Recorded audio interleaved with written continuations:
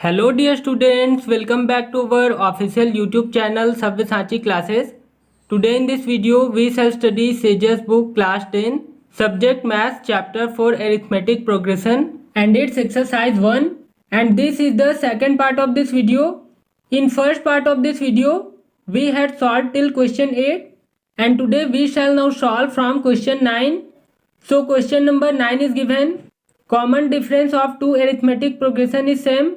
If the difference of their 99th term is 99, then what will be the difference of their 999th term? दो arithmetic progressions हैं जिनका common difference same है. अब अगर उन दोनों एरिथमेटिक प्रोग्रेशंस के 99th टर्म्स का डिफरेंस 99 हो तो उन दोनों के 999th टर्म के बीच का डिफरेंस क्या होगा, यह हमको फाइंड करना है. So let the first arithmetic progression is an is equal to a1 plus in bracket n minus 1 into d.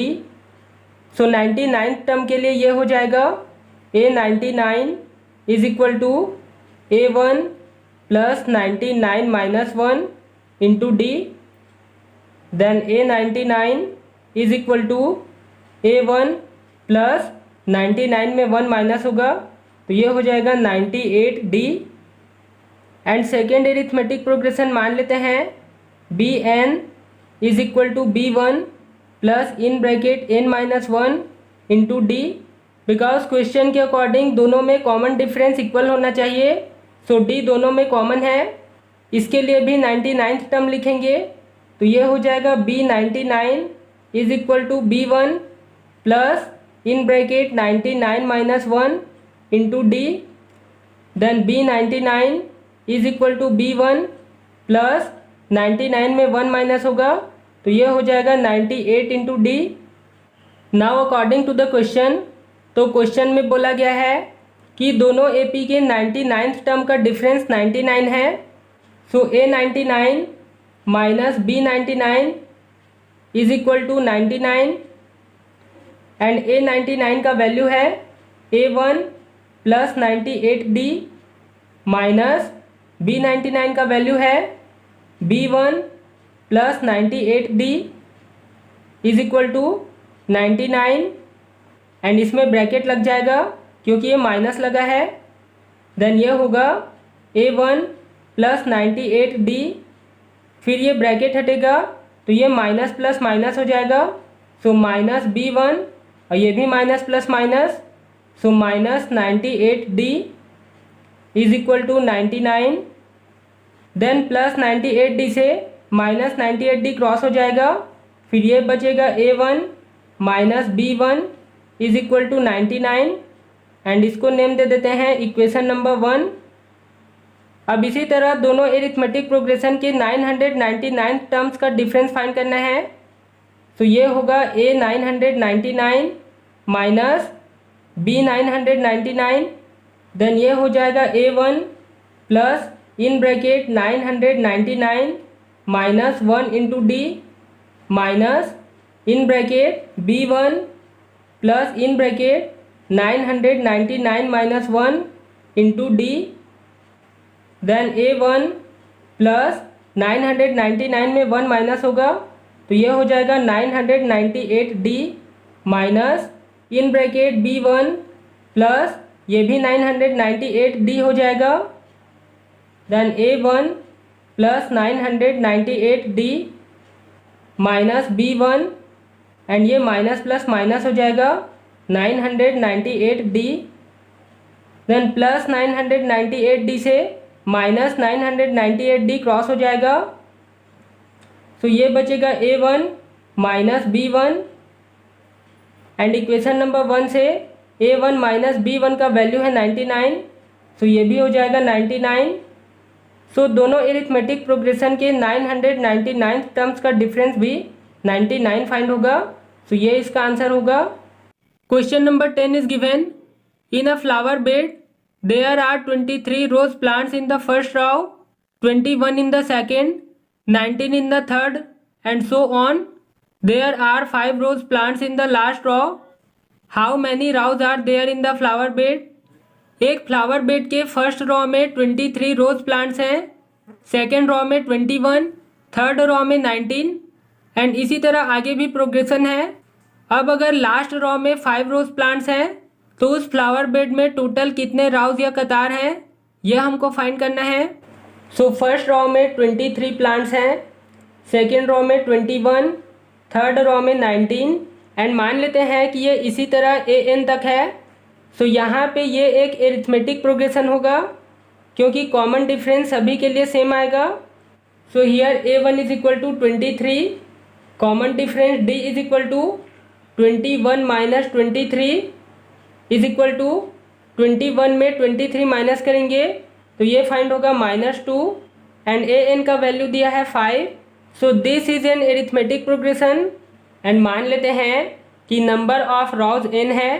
So let the number of rows is equal to n, then यह हो जाएगा an is equal to a1 plus in bracket n minus 1 into D and an का value है 5 is equal to a1 का value है 23 plus in bracket n minus 1 into D का value है -2, then यह होगा 5 इज इक्वल टू 23 एंड -2 का multiply n से होगा तो यह हो जाएगा -2n, देन -2 का मल्टीप्लाई -1 से तो ये माइनस माइनस प्लस हो जाएगा एंड 2 1 ज़ा 2, देन 5 इज इक्वल टू 23 में 2 ऐड होगा तो ये हो जाएगा 25 माइनस 2n। अब इस 2n को लेफ्ट हैंड साइड ले जाते हैं और 5 को राइट हैंड साइड ले आते हैं तो ये माइनस से प्लस हो जाएगा। सो 2n इज इक्वल टू 25 और ये 5 माइनस हो जाएगा so -5, then 2n is equal to 25 में 5 माइनस होगा तो ये हो जाएगा 20, then n is equal to 2 इधर आके डिवाइड में हो जाएगा सो 20/2, देन 2 से 20 को डिवाइड करेंगे तो ये फाइंड होगा 10। सो उस फ्लावर बेड में नंबर ऑफ रॉज हमको फाइंड हो जाएगा 10 एंड ये इसका आंसर होगा। Question number 11 is given, Sanjay saved ₹5 in the first week of a year and then increased his weekly savings by ₹1.75. If in the nth week his weekly savings was ₹20.75, find n। Sanjay ने एक year के first week में ₹5 save किया, उसके बाद अपने weekly savings को ₹1.75 increase किया या बढ़ाया। अब अगर nth वीक में उसका वीकली सेविंग्स ₹20.75 है तो हमको n का वैल्यू फाइंड करना है। तो संजय ने फर्स्ट वीक में सेव किया ₹5, देन एवरी वीक में ₹1.75 इंक्रीज करते गया तो इसमें 1.75 ऐड होते जाएगा। सो सेकेंड वीक के लिए हो जाएगा 6.75, थर्ड वीक के लिए हो जाएगा 8.5 एंड इसी तरह आगे के वीक्स के लिए भी ₹1.75 ऐड होते जाएंगे। और मान लेते हैं कि nth वीक तक ये an है। सो ये एक एरिथमेटिक प्रोग्रेशन में होगा बिकॉज इसमें जो कॉमन डिफरेंस होगा वो सब के लिए 1.75 ही होगा। So this is an arithmetic progression and here a1 is equal to 5 and common difference d is equal to 1.75 and an के लिए वैल्यू दिया है 20.75। सो हमको n का वैल्यू फाइंड करना है। सो इसके लिए फॉर्मूला हो जाएगा an is equal to a1 plus in bracket n minus 1 into D. So an का वैल्यू है 20.75 इज इक्वल टू a1 है 5 plus in bracket n minus 1 into D का वैल्यू है 1.75, देन यह होगा 20.75 इज इक्वल टू 5 प्लस 1.75 का multiply n से होगा तो ये हो जाएगा 1.75 n माइनस 1.75 का मल्टीप्लाई 1 से तो ये 1.75 ही होगा, देन ये होगा 20.75 इज इक्वल टू एंड 5 में माइनस करेंगे 1.75 को तो पहले 5 को हम डेसिमल फॉर्म में लिख लेंगे। सो 5 में भी हम पॉइंट के बाद 2 zeros लगा देंगे, देन इसको माइनस करेंगे। सो 10 में 5 माइनस 5 फिर ये बच जाएगा 9 एंड 9 में 7 माइनस होगा तो ये होगा 2, फिर ये पॉइंट के प्लेस में पॉइंट, फिर ये 5 के प्लेस में बचेगा 4 एंड 4 में 1 माइनस होगा तो ये फाइंड होगा 3। सो 5 में 1.75 को माइनस करेंगे तो ये 3.25 फाइंड होगा। फिर ये प्लस का मार्क एंड 1.75 n। अगर आपको यहाँ पे समझ ना आया हो तो आप एक स्टेप और लिख सकते हैं। 5 के बाद पॉइंट लगाकर 2 0 लगा ले और फिर उसमें माइनस करें 1.75 को, तब भी ये 3.25 ही आएगा। फिर ये जो 3.25 प्लस में है इसको लेफ्ट हैंड साइड लेके जाएंगे तो ये माइनस में हो जाएगा। So 20.75 minus 3.25 is equal to 1.75 n। Then इसको माइनस करेंगे so 5 minus 5 give 0, 7 minus 2 gives 5, point के प्लेस में point, 20 minus 3 give 17 is equal to 1.75 n। फिर n का वैल्यू लाएंगे तो ये जो 1.75 मल्टीप्लाई में है इसको लेफ्ट हैंड साइड लेके जाएंगे तो ये इसके साथ डिवाइड में हो जाएगा।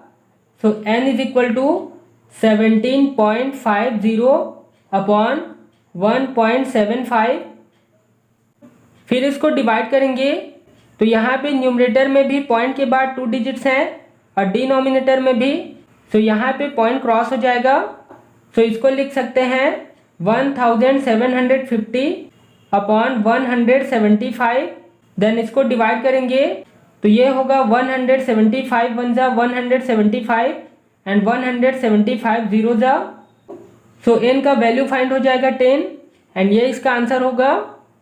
Question number 12 is given, is -47 a term of arithmetic progression 18, 15 half, 13 and so on? If yes then which term? क्या arithmetic progression 18, 15 half, 13 and so on का -47 एक टर्म है? अगर हाँ तो कौन से टर्म का, यह हमको फाइंड करना है।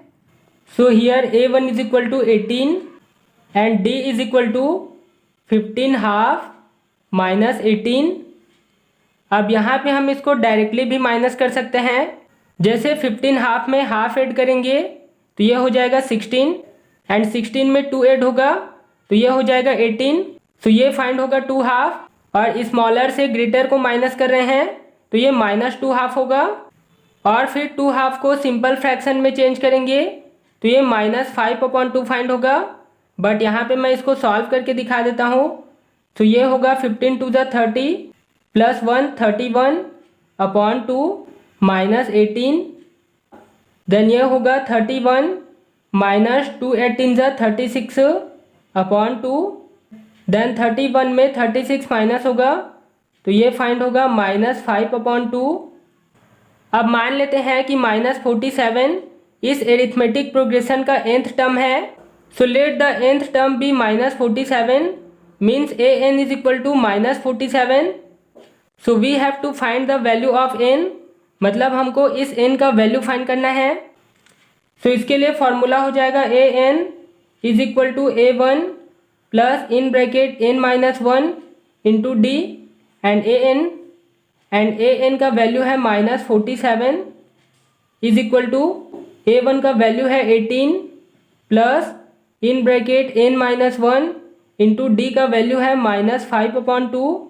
Then -47 is equal to 18 and -5/2 का मल्टीप्लाई n से होगा तो ये होगा -5/2 into n।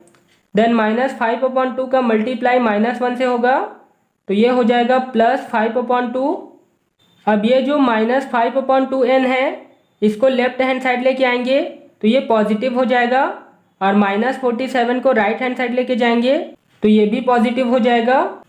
So 5/2n is equal to 18 plus 47 plus 5/2 then 5/2 into n is equal to 18 में 47 ऐड करेंगे so 8 + 7 15 carry 1 4 + 1 5 and carry 1 6 plus 5/2 then ये होगा 5/2 into n is equal to 65 to the 130 and 130 में 5 ऐड होगा तो ये हो जाएगा 135/2।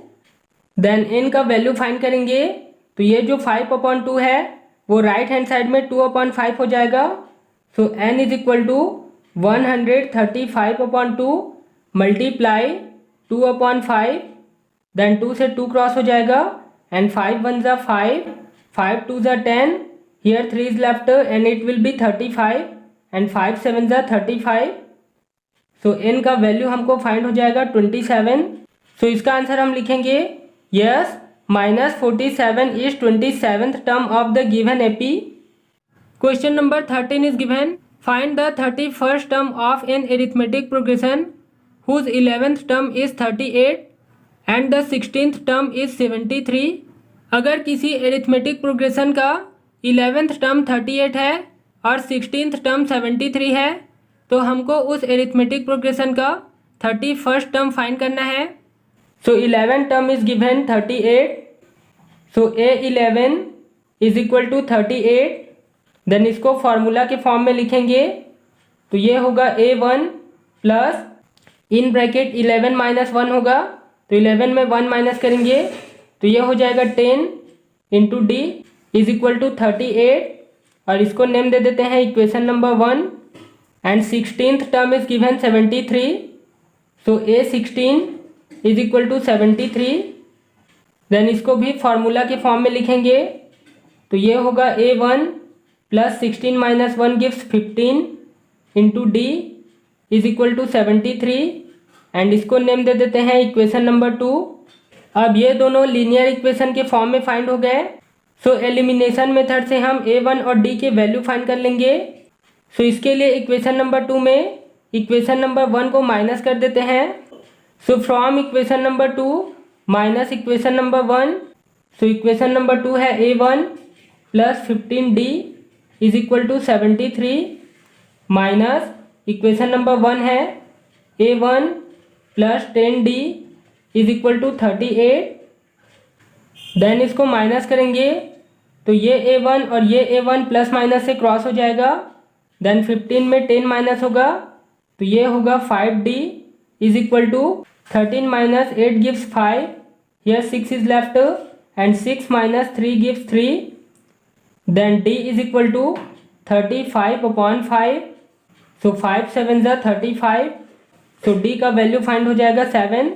अब इस D के वैल्यू 7 को इक्वेशन नंबर 1 में रख देंगे जिससे A1 का वैल्यू फाइंड हो जाएगा। So on putting D is equal to 7 in equation number 1, so equation number 1 है A1 plus 10D, so A1 plus 10 into D के प्लेस में 7 इज इक्वल टू 38, देन ये होगा A1 प्लस 10 7 जा 70 is equal to 38, फिर इस 70 को right hand side लेके जाएंगे तो ये माइनस में हो जाएगा।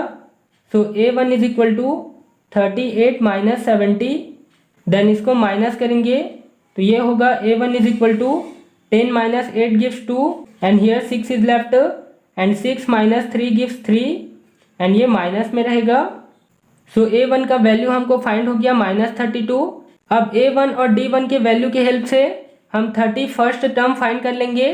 सो 31st टर्म के लिए फॉर्मूला हो जाएगा A31 is equal to A1 plus in bracket 31 minus 1 into D, then A1 के प्लेस में -32 plus 31 minus 1 gives 30 multiply D के प्लेस में 7, देन -32 प्लस 7 3 जा 21, सो 210, देन 210 में 32 को माइनस करेंगे so 10 minus 2 gives 8, here 0 is left and it will be 10 and 10 minus 3 gives 7 and here 1 is left. So 31st term हमको find हो जाएगा 178 and ये इसका आंसर होगा। Question number 14 is given, find the mth term of an arithmetic progression whose 12th term exceeds the 5th term by 14 and the sum of both terms is 36। अगर किसी arithmetic progression का 12th term उसके 5th term से 14 ज़्यादा है और अगर दोनों टर्म्स का सम 36 है तो हमको उस एरिथमेटिक प्रोग्रेशन का mth टर्म फाइंड करना है। So according to the question, तो क्वेश्चन में दो केसेस दिए गए हैं।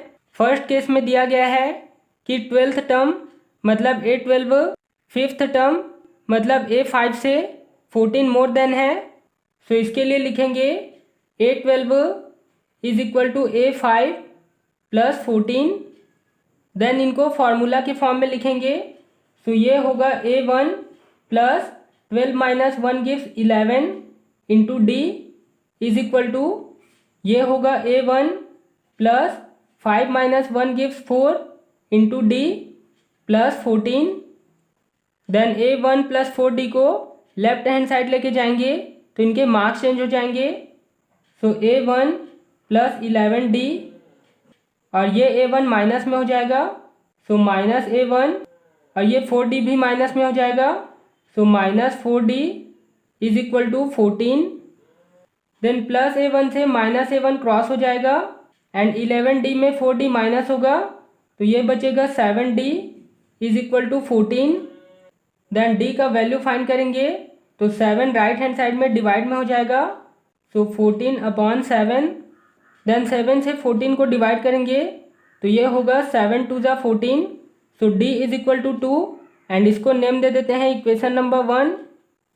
एंड सेकेंड केस में दिया है कि 12th टर्म और 5th टर्म का सम 36 है, so A12 plus A5 is equal to 36।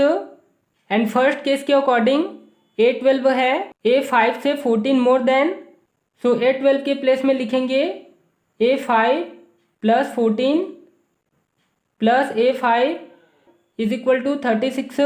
Then A5 plus A5 ये हो जाएगा 2A5 इज इक्वल टू 36 और ये जो प्लस 14 है राइट हैंड साइड में माइनस 14 हो जाएगा। Then 2A5 is equal to 36 में 14 माइनस होगा, so 6 minus 4 gives 2 and 3 minus 1 gives 2।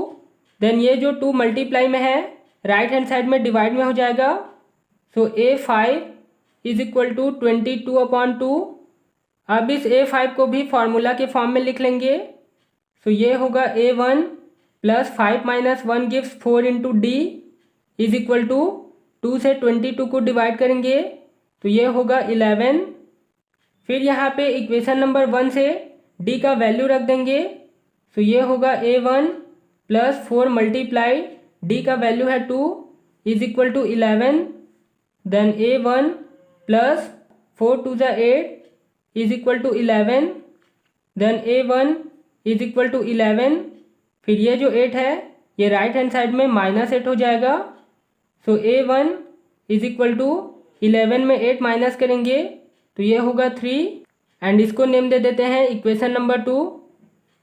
अब हमको इस एरिथमेटिक प्रोग्रेशन का mth टर्म फाइंड करना है, सो mth टर्म के लिए फॉर्मूला हो जाएगा am is equal to A1 plus in bracket m minus 1 into D। Then A1 के प्लेस में 3 plus in bracket m minus 1 into D के प्लेस में 2। देन 3 प्लस 2 का मल्टीप्लाई m से तो ये होगा 2m माइनस 2 का मल्टीप्लाई 1 से तो 2 1 ज़ा 2, फिर ये होगा 2m एंड 3 में 2 माइनस होगा तो ये बचेगा 1 और ये प्लस 1 रहेगा, सो mth टर्म हमको फाइंड हो जाएगा 2m प्लस 1 एंड ये इसका आंसर होगा।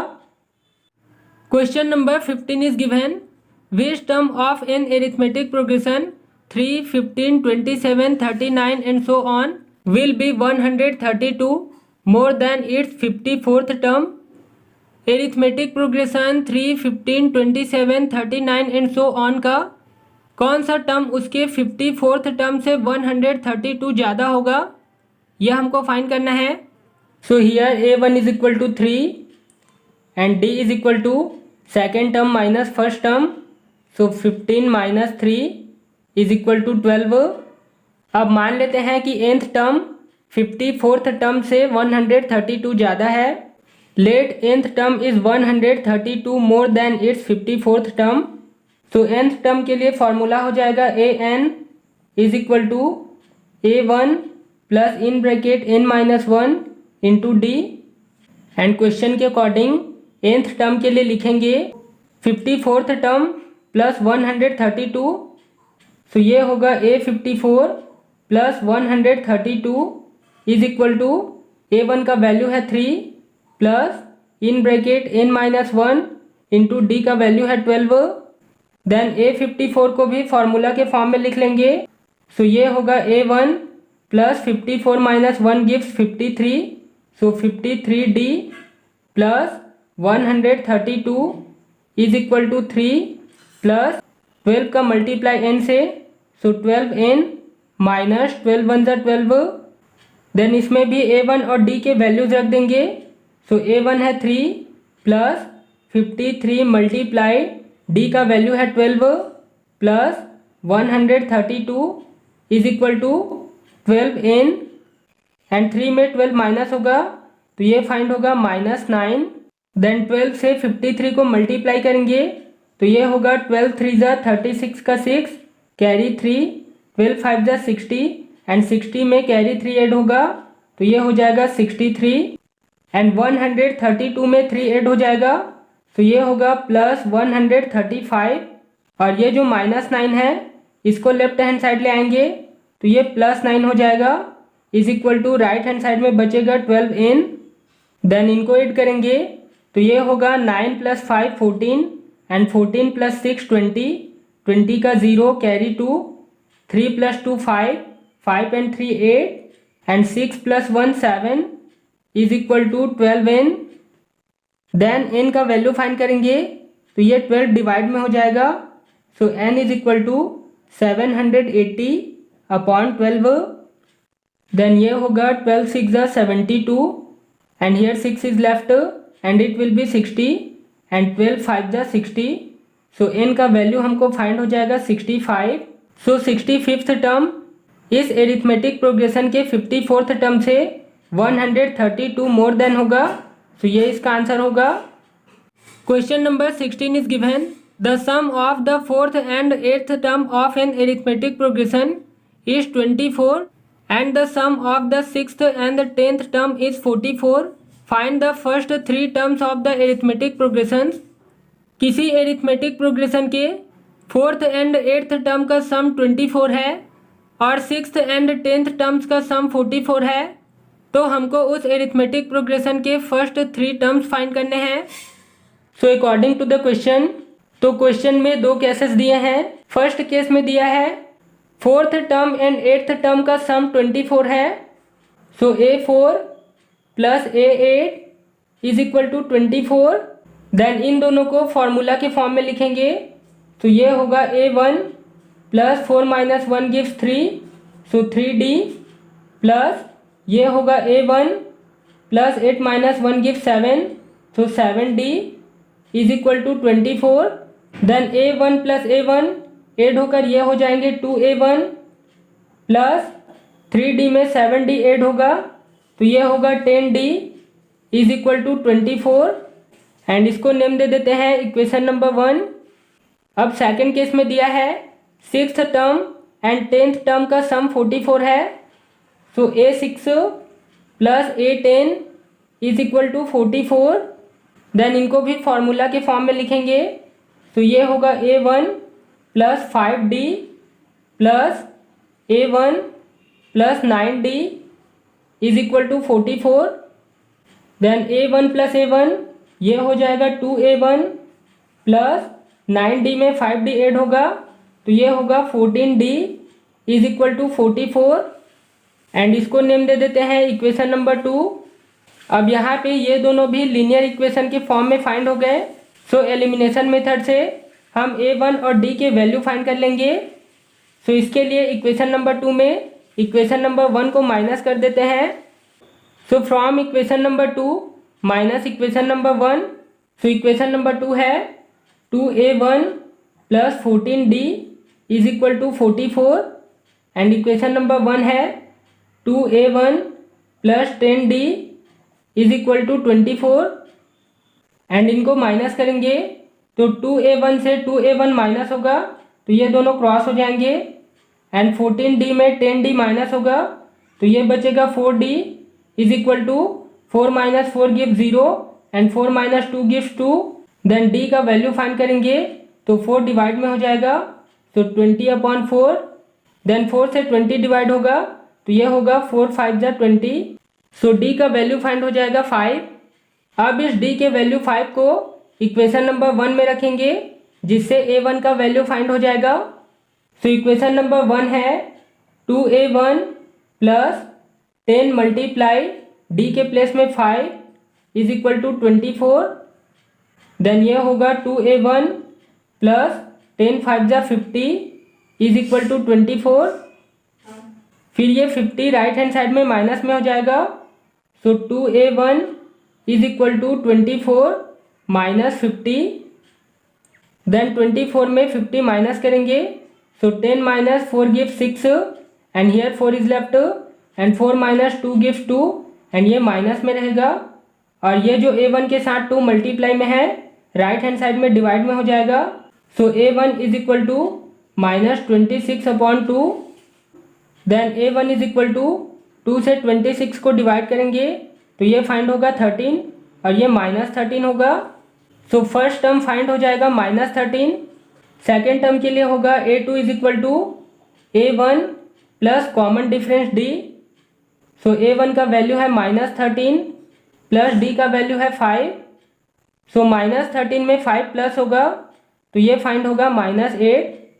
इसी तरह थर्ड टर्म के लिए होगा a3 is equal to a2 plus d। So a2 का वैल्यू है -8 प्लस d का वैल्यू है 5 एंड -8 में 5 ऐड होगा तो ये फाइंड होगा -3। सो -13 -8 एंड -3 फर्स्ट 3 टर्म्स हो जाएंगे एंड ये इसका आंसर होगा। सो इससे आगे क्वेश्चन 17 से आगे के जो क्वेश्चंस हैं उसको हम इस वीडियो के थर्ड पार्ट में सॉल्व करेंगे। So now subscribe to our channel and press the bell icon to never miss the next class. And if this video is helpful for you, then don't forget to like this video.